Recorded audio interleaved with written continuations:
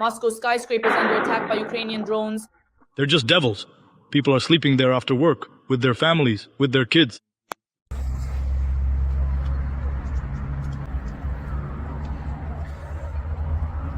Muscovites are shaking in their boots.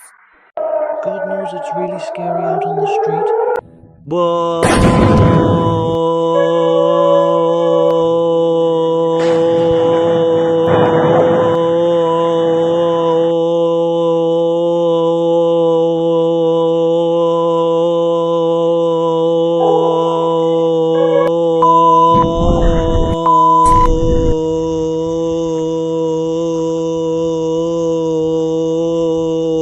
Good.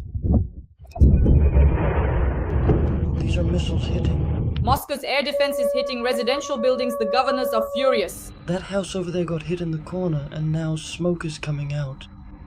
Is it on fire or what? I can't tell. Whether you go or not, you can't escape fate. Bryansk region, missile danger. If possible, go down to the basement or leave any room without windows. 100% they'll get what they deserve in life. Simple as that. Said it. Russian org lightning friends and boom BA. Yeah, boom.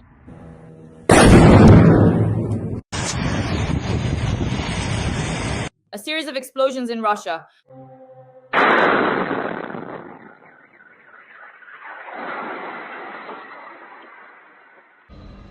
That house over there got hit in the corner, smoke's already coming out. Is it on fire or what? I can't tell. Like, comment, subscribe. And we're starting.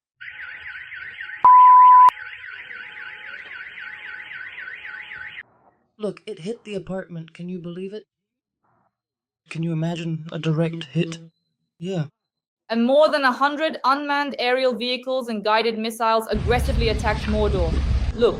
It's really on fire now. Grandpa, did you say that Grandma...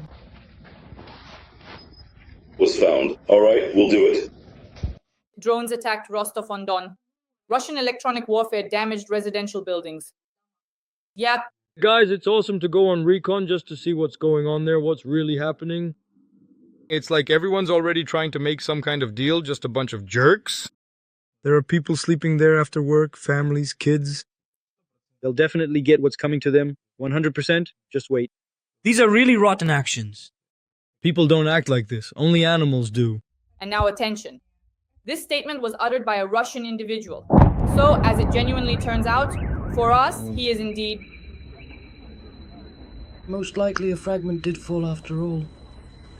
A shell hit the apartment, can you imagine? The Kavkazskaya oil transfer station in Krasnodar Krai is on fire.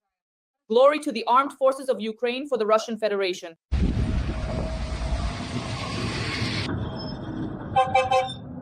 We had just pulled out, just started leaving the area, and then something like that hit. I don't know, they called a lot of ambulances, basically. They took the guys away.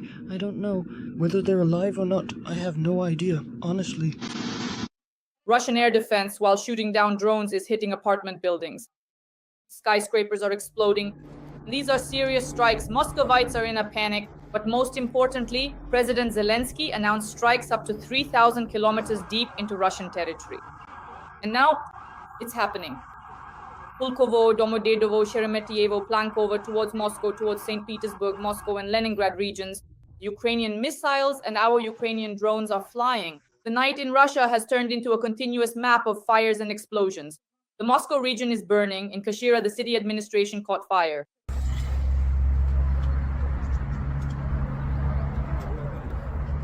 Hundreds of people were evacuated. The reasons are being concealed.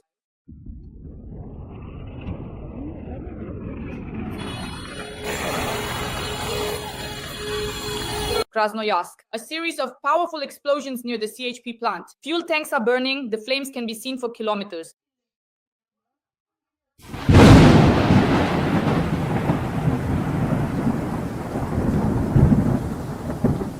Rostov region. Villages without power and damaged power lines after a Ukrainian drone attack.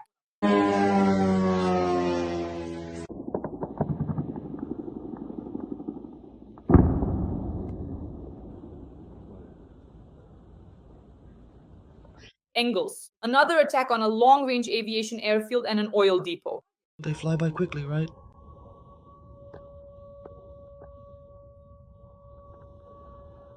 quiet? No, no, no. Riazan. 2 strikes at once on the largest oil refinery.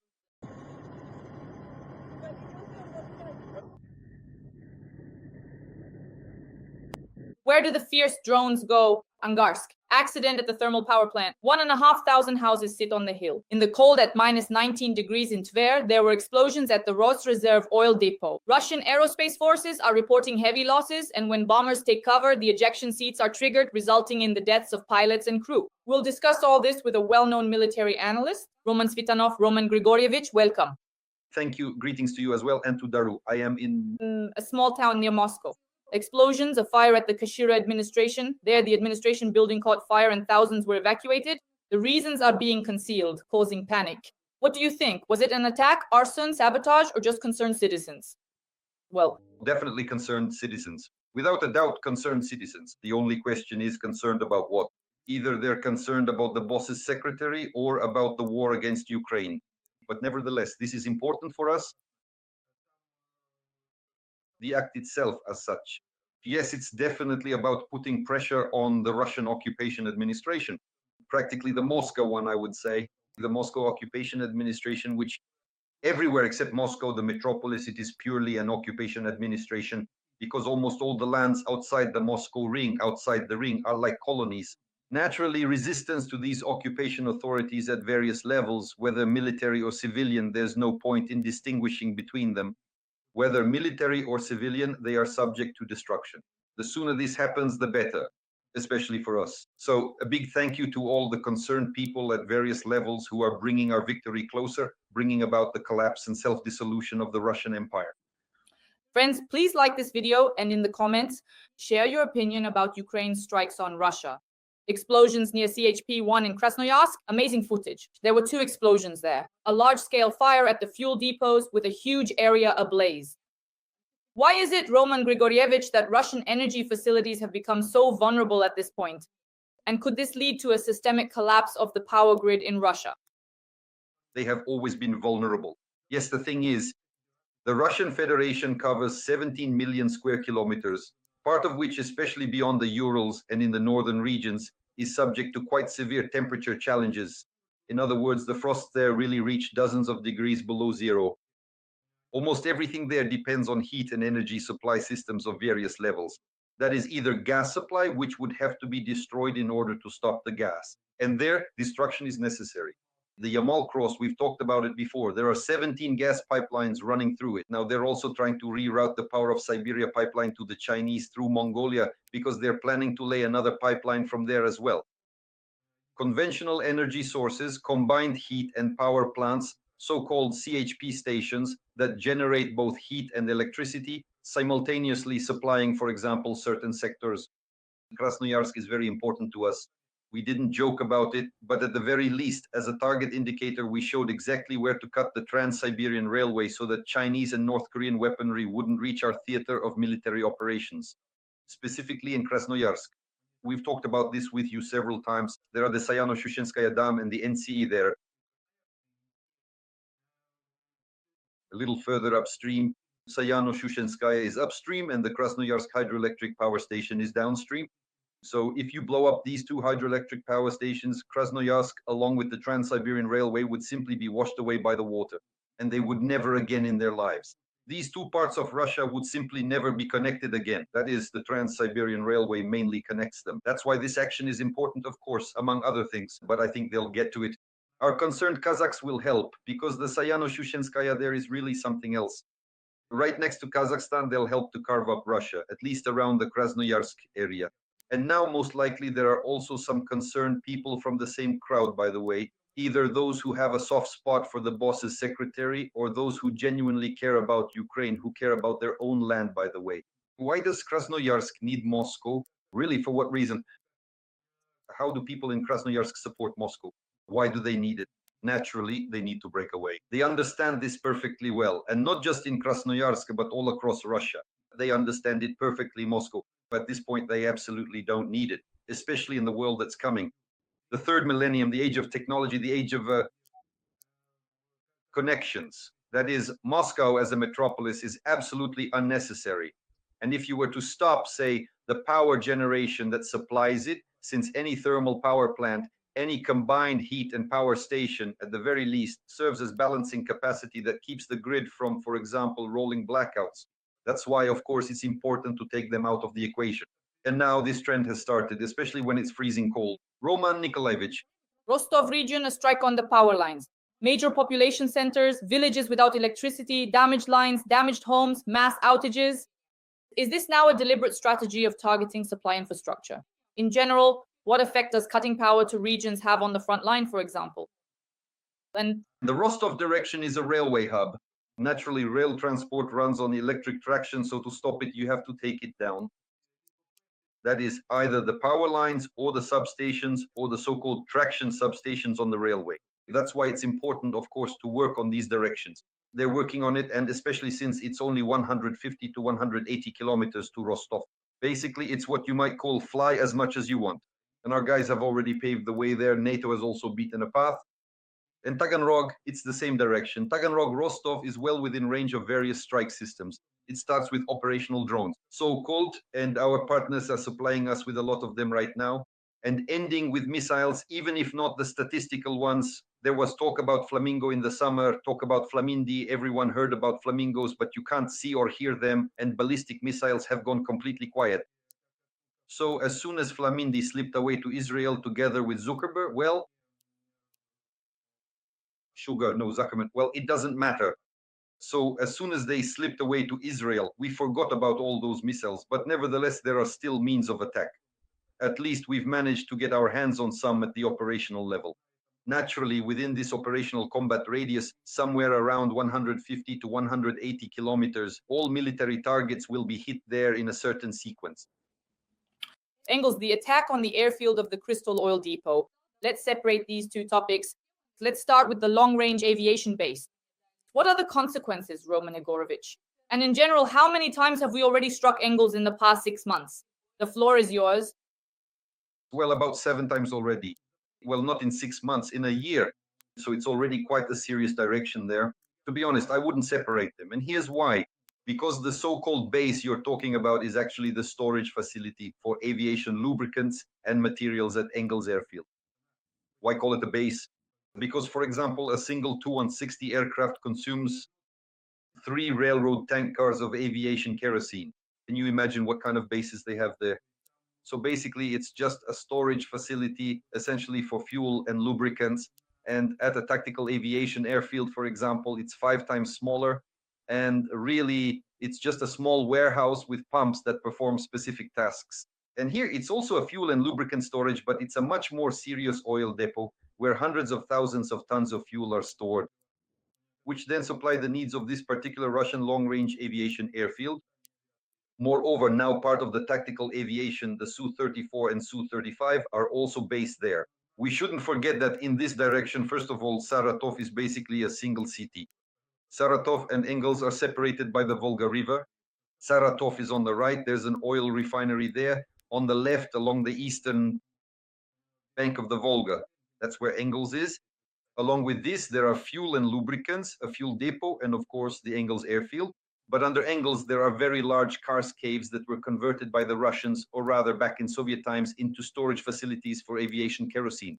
That is, under Engels, there are hundreds of thousands of tons of aviation kerosene stored in special caisson tanks. Nevertheless, it is possible to get there. Now, there are almost up to a dozen of them. The strikes in this direction are precisely an attempt to find the entry gates, so to speak. This is exactly the underground fuel storage facility. If they find it and there's an explosion there, it'll be quite a spectacle. A nuclear bomb wouldn't even come close. The Volga will definitely burst, not towards the Caspian, but towards the Aral Sea. In other words, it will go a bit further east. That will actually help the Kazakhs, and not just the Kazakhs. It will benefit Central Asia, that's one thing. And secondly, well, we'll forever forget about the residents of Engels. They're pilots after all. They'll get to fly since that's how things turned out. Roman Igorovich, we understand that fuel supplies have been hit and that really complicates airstrikes. But what about the aircraft?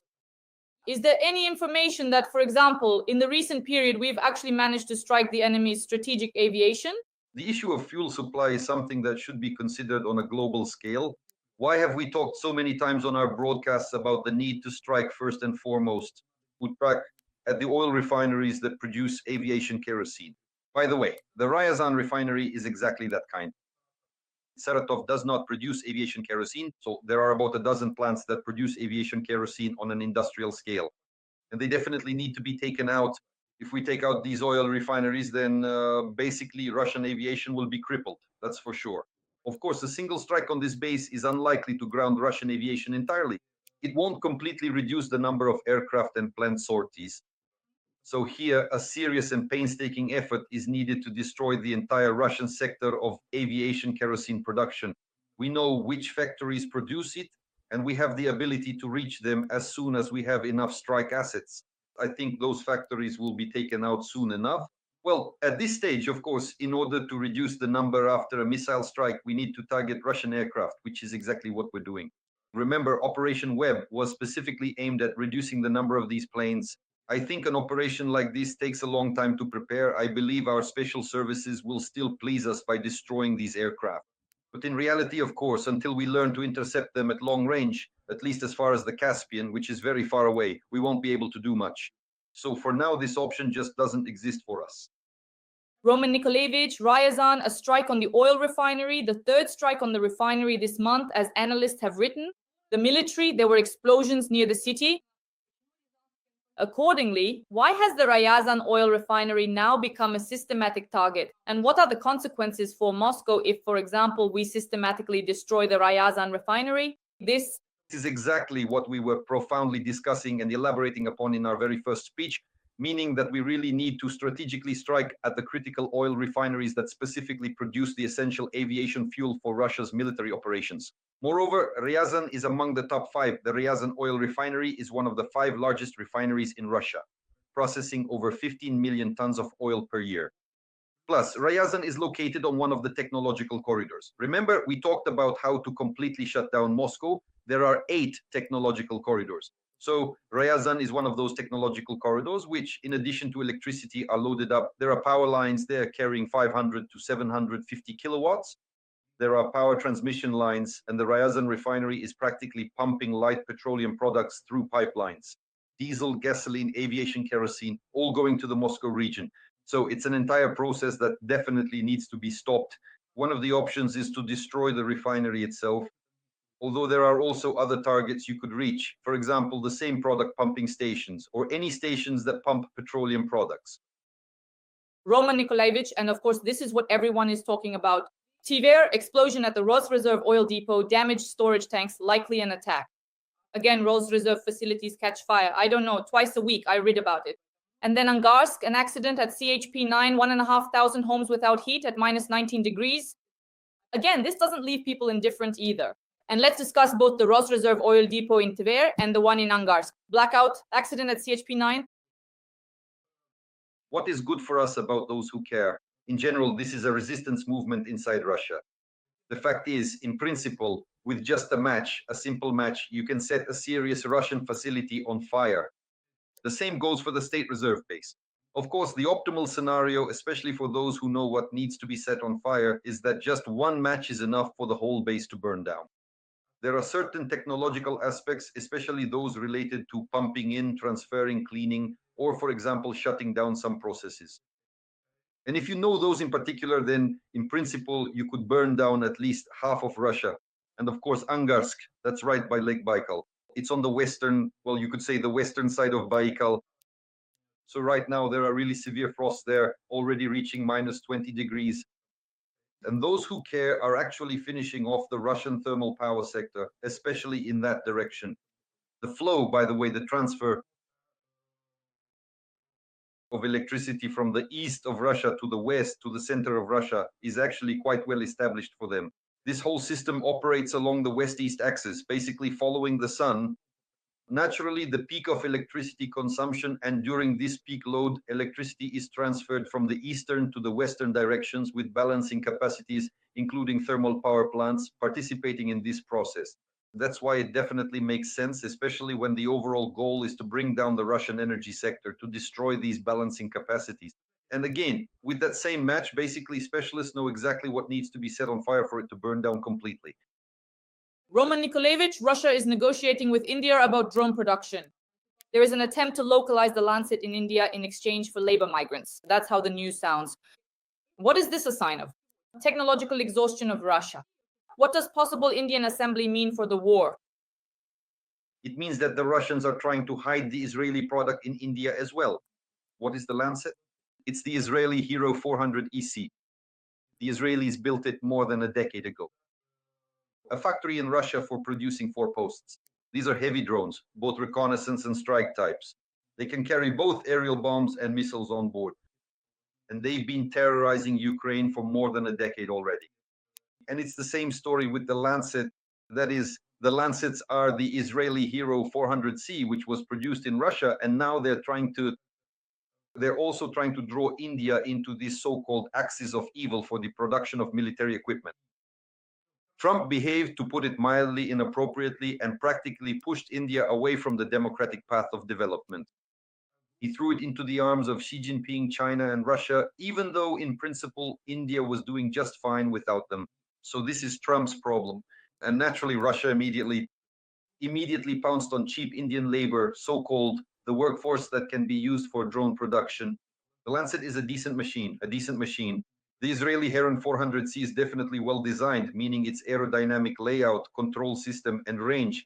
Now, it's not just 40. There are already models with a 70-kilometer range. Now, the Indians will be producing this for the Russians, and naturally, there will be this Israeli-Indian-Russian friendship. I would put it this way. It will be used to kill Ukrainians. Friends, please like this video and write a few kind words in the comments to support Ukraine's armed forces. Together with the well-known military analyst Roman Svetan, we are on my YouTube channel 3 times a week. Roman Grigorievich, thank you, and as usual, see you this Wednesday. Thank you very much. Goodbye. The issue of fuel supply is a fundamental one and should be addressed globally.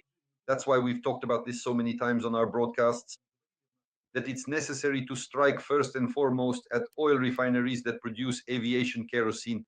By the way, Ryazan, just as you want, Saratov does not produce aviation kerosene. So there are about a dozen plants that produce aviation kerosene on an industrial scale, and they definitely need to be taken out of operation. If we take out these oil refineries, then basically Russian aviation will definitely be crippled. Of course, a single strike on this base, it's unlikely to ground Russian aviation completely or reduce the planned number of sorties.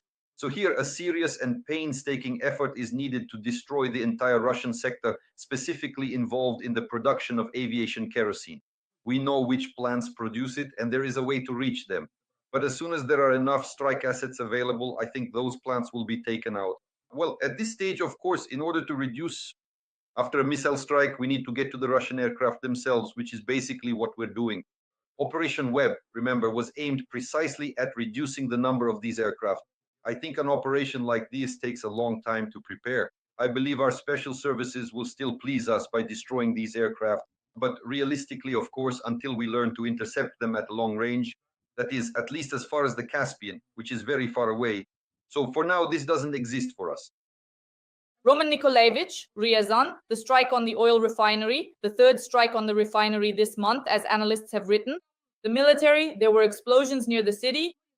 So, accordingly, why has the Ryazan oil refinery now become a systematic target, and what are the consequences for Moscow if, for example, we systematically destroy the Ryazan refinery? This is exactly what we were just talking about in our very first speech. In other words, we really and truly need to strategically strike at the critical oil refineries that specifically produce aviation kerosene. Moreover, Ryazan is among the top 5. The Ryazan oil refinery is one of the 5 largest refineries in Russia, processing more than 15 million tons of oil per year. Plus, Ryazan is located on one of the technological corridors. Remember, we talked about what it would take to completely shut down Moscow. 8 technological corridors. So Ryazan is one of the technological corridors that are being targeted.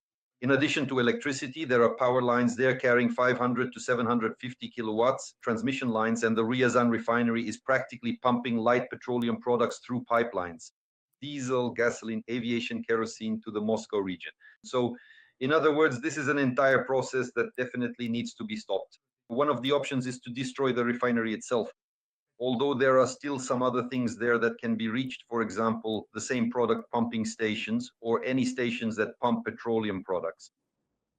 Roman Nikolaevich, and of course, this is what everyone is talking about. Tver, explosion at the Rosreserve oil depot, damaged storage tanks, likely an attack.